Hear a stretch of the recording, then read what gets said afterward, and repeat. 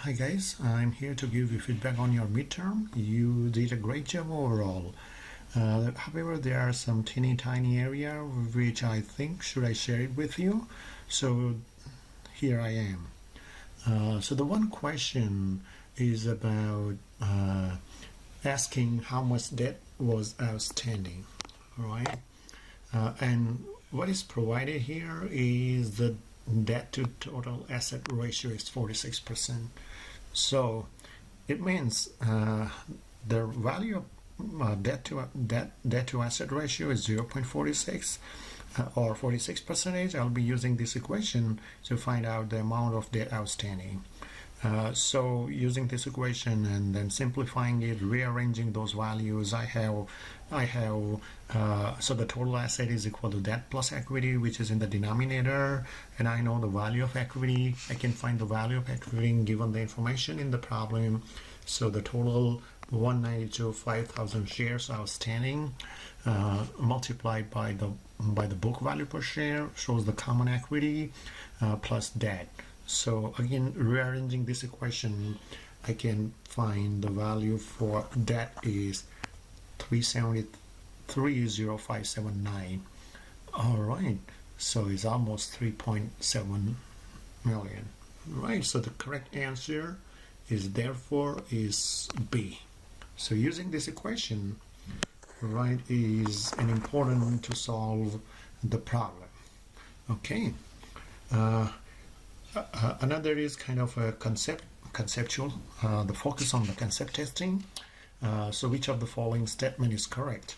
So the first is should take a combination of assets and liability and capital will generate the largest expected project after tax income. Now is about cash flow generation should be there. Earning per share depends on the characteristics of the project the firm selects and thus on firm's assets. However, EPS is not affected by the manner in which those assets are financed. So that is not so relevant. Potential agency problem can arise between managers and stockholders because managers hired as an agent. So this option looks more relevant for this. The goal of finance is should be to attempt to maximize the firm's expected cash flow. The free cash flow or future cash flow should be maximized, but at the same time, the size, timing, and the riskiness of the cash flow matters the most. Okay, so that is also a partial correct answer, but it's not the total. So the correct option is C, not even E. Okay. This information, using this information, you're asked to find out how much would the ROE change. Now, this is a little tricky question, but if you understand it correctly, it is easier for you to solve. So what I did, the first step is to find the original return on equity. So return on equity is net income divided by common equity. I have a net income of 21,000.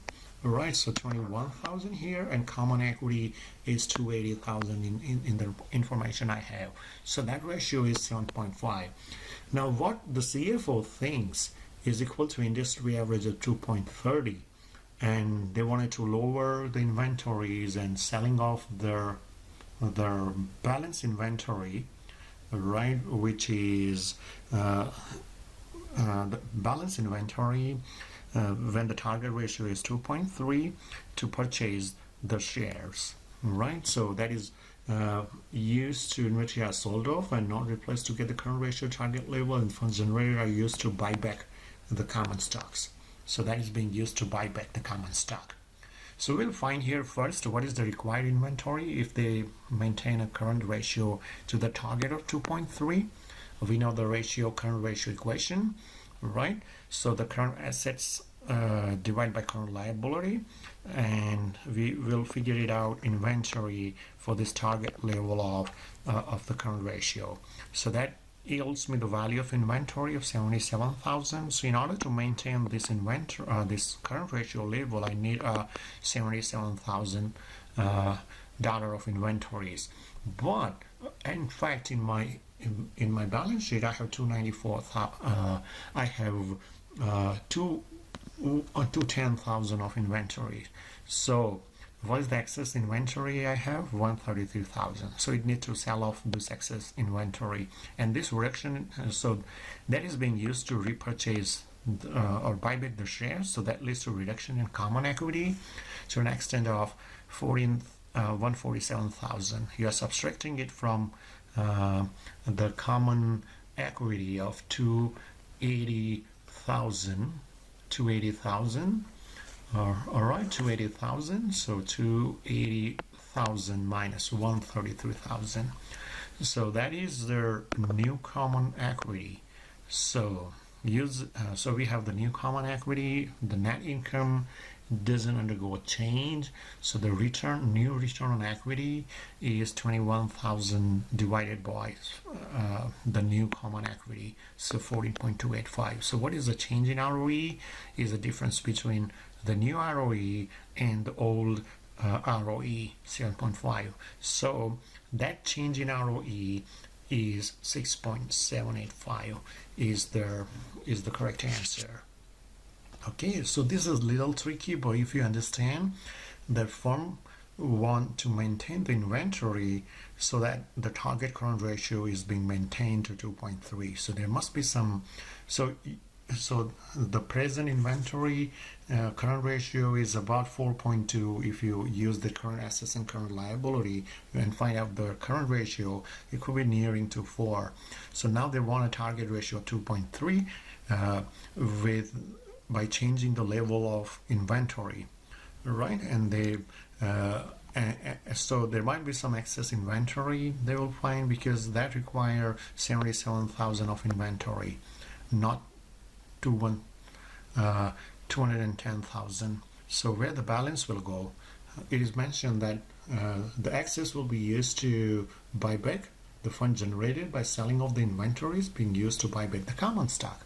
So the sale of inventory to an extent of 133,000, and then that leads to a reduction of common equity, because this fund is being used to buy back the shares. So now your common equity is 147,000.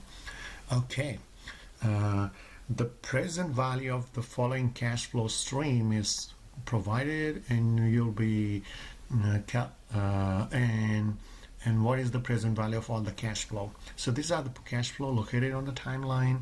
I have this cash flow in first year, second year, third year, fourth year. The rate of return is 10%.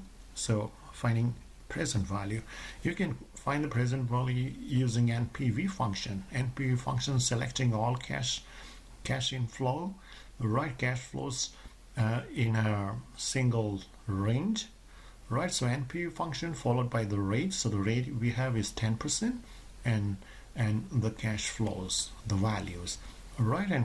And so this parenthesis is covered by the rate and the cash inflow, and that's it. That is what you need to take care of when you use NPV. And so the right answer is 459.04, right? The option D. All right, let's understand this question. You like to travel to South America for 5 years from now, and your deposit, you can save $3,600 per year every year beginning 1 year from today, and you plan to deposit the funds in mutual fund you think will return 8.5% per year. So this amount you wanted to deposit with the mutual fund, under the conditions, how much would you have just after you make the fifth deposit? So it is finding a future value. Making sense? It is finding a future value, right? So you have NPR of 5 years, right? PMT, so this is a regular payment of $3,600 every year, and the rate of interest is 8.5 if we invest that fund in a mutual fund that gives the return of 8.5. So we have the information use that information to find the future value. So the future value function that we use is the rate is 8.5, number of periods is 5, PMT, this is PMT, is 3600, right? And the present value, there is no one-time payment, it's not a lump sum payment you are doing here, is 0. And this is the end of the year annuity, so is 0. So PMT, this is an annuity, and this is an ordinary annuity because it's the end, if the end of the year payment, right? When nothing is specified, by default it is end of the year payment. Alrighty. Okay, so that's why plugging in this value in future value function should give you that answer. Okay, so 21,000.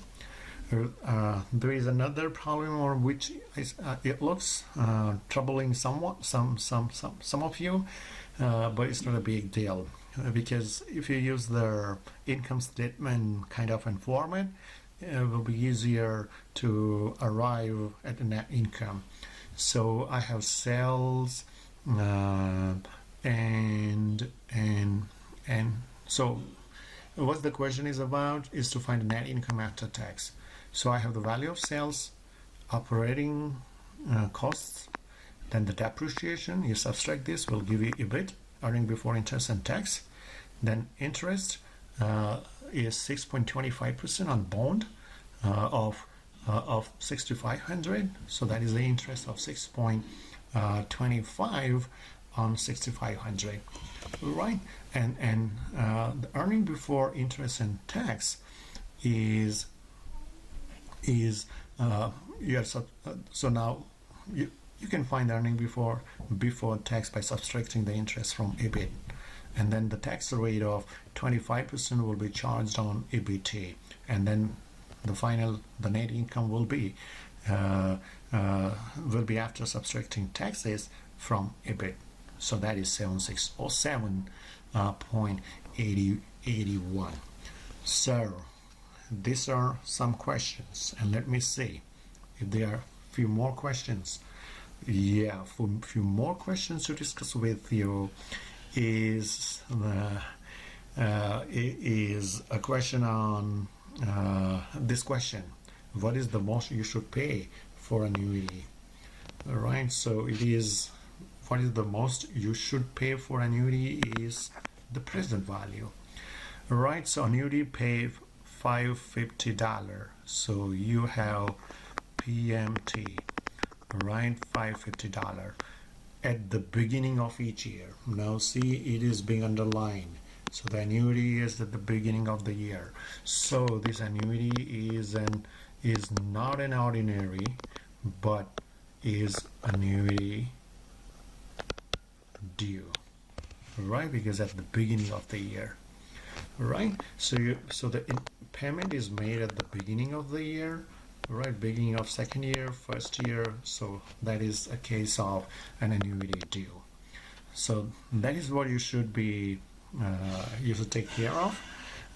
Rest is using correctly the PV function, right? So the rate is 5.5. You can see NPR is 3 years.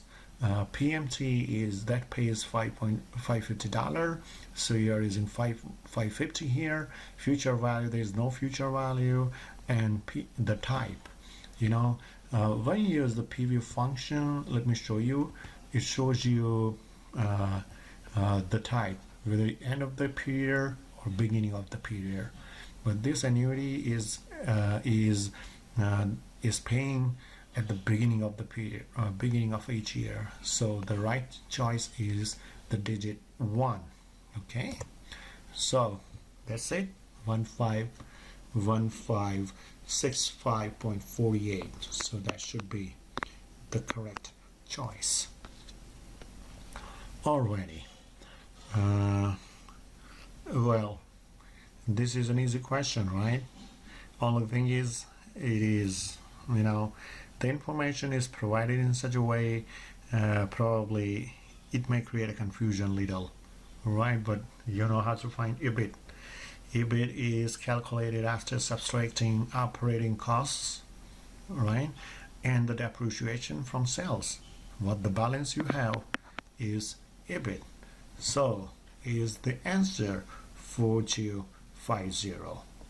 All right, so that is the answer C. It looks the right choice. Alrighty. Now this question again a little complicated, but not as the question we discussed on ROE, right? So you are calculating the book value per share. The information that you have is the total common equity of this amount and 180,000 shares. So 2.05 million and 180,000 shares of stocks outstanding. And Hunter had 250,000 of net income. It paid out 100,000 as dividend. So they paid 100,000 as a dividend. All right. So out of 250,000, 100,000 is paid as dividend. So what will be the balance is 150,000 is added to the previous year's common equity of 2.5 million. Right, so the denominator, how do you find the book value? The equation for book value is common equity divided, you then divide it with the common shares outstanding, right? So the stocks outstanding, right? Since out of 250,000 you paid 100,000 as dividends, so the balance of 150,000 is added to the 2019 common equity of 2.05 million to get the new common equity for the year 2020. So once you have the new common equity, you just have to divide it by the number of shares outstanding, or of the stocks outstanding, to get the book value per share for the year 2020. Right, so that is dividing this value with the shares of stock outstanding is the book value. So 12.22 should be the answer. Alright, so that's it from my side. This is all about midterm feedback. If you have any question, feel free to reach out to me. Thank you. Bye-bye.